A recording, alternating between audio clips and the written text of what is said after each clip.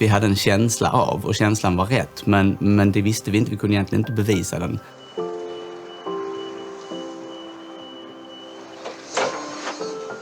Alla måste kunna göra detta i framtiden.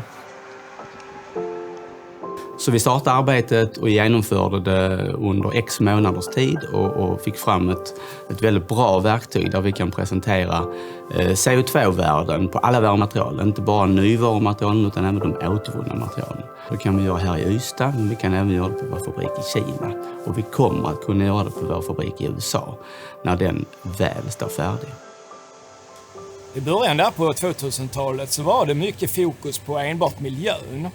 Och när man pratar hållbarhet så pratar man många gånger om någon form av välgörenhet. Man alltså skänkte pengar till någonting gott ändamål. Redan på 80-talet så började vi arbeta med återvunnen plast. Vi startade då ett eget bolag som heter Rondoplast. Anledningen till att vi startade ett separat bolag, det var att på den tiden var det väldigt fult att prata om återvunnet plast. För man ville absolut inte blanda ihop detta med nyvara. Idag är hållbarhet en nyckel till att åstadkomma en tillväxt för företaget. Man ser också att hållbarhet är en konkurrensfördel. Så att hållbarhet är faktiskt en överlevnadsfråga. Tack och lov så har synen på återvunnet material ändrats och idag så ser ju alla det som en självklar del att kunna använda återvunnet material in i vårt plasttillverkningsflöde. Genom att vara med i Ystad-modellen så fick vi både tips och inspiration hur man kan kommunicera de globala målen. Jag tänkte att vi provar det här konceptet. Jag var lite osäker i början, men resultatet blev väldigt lyckat. Det vi försöker göra, det är ju att vi försöker hjälpa våra kunder att göra rätt materialval.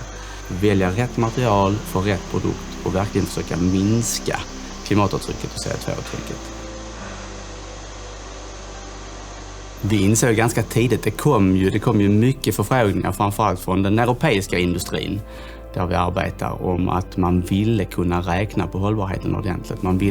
Man ville ha CO2-värde från sina leverantörer. Och då insåg vi att det behöver vi kunna göra framöver. Vi hade mycket fakta i huset, men vi behövde verkligen göra ett arbete för att ta fram det för att kunna presentera det. Och vi har ju märkt att när vi väl har tagit fram och kan kvantifiera alla våra material så säger ju alla slutkunder som vi presenterar till och även andra kunder att det är precis detta vi vill ha.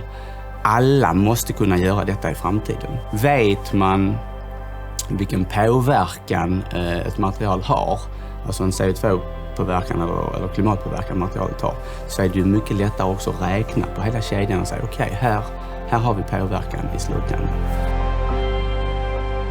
Så man kan säga att vi har gått från att vara en partner, en leverantör till våra kunder till att verkligen bli en rådgivande part som gör att både de och vi blir bättre, mer klimatsmart. Det är jätteviktigt för miljön.